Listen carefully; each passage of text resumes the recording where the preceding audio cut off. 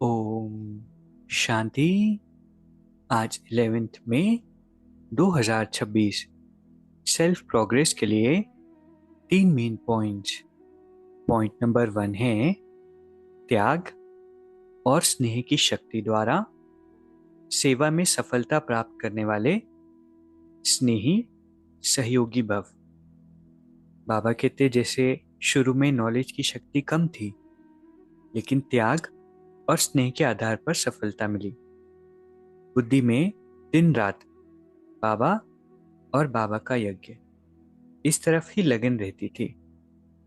दिल से निकलता था बाबा और यज्ञ। इसी स्नेह ने सभी को सहयोगी बनाया।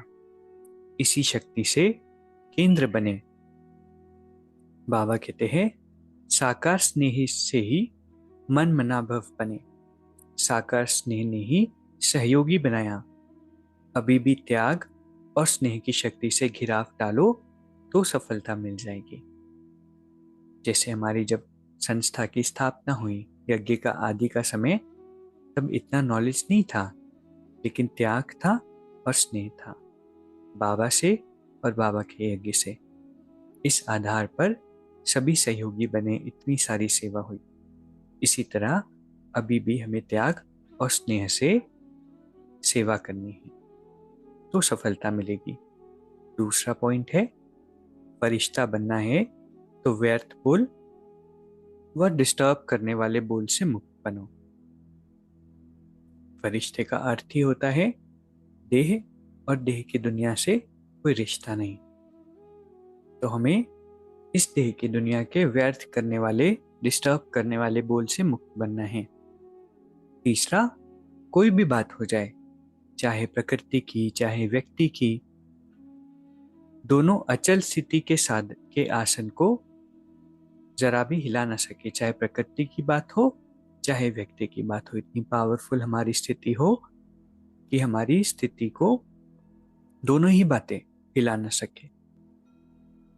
बाबा कहते इतना पक्का हमें बनना है। तो आज की 3 सुंदर शिक्षाएं हैं। पहला, त्याग और स्नेह की शक्ति से सेवा में सफलता प्राप्त करनी है। दूसरा, व्यर्थ बोल व डिस्टर्ब करने वाले बोल नहीं बोलने हैं, फरिश्ता बनेंगे। और तीसरा, चाहे प्रकृति की बात हो चाहे व्यक्ति की बात हो, हमें अचल स्थिति के आसन पर अडिग रहना है।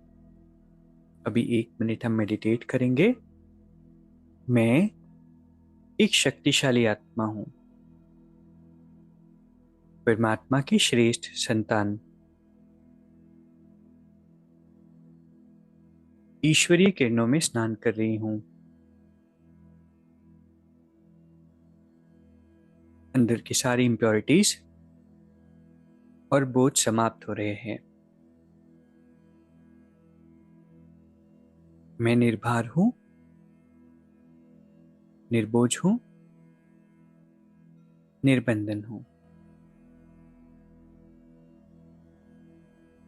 बाबा हर पल मेरे साथ है। ओम शांति।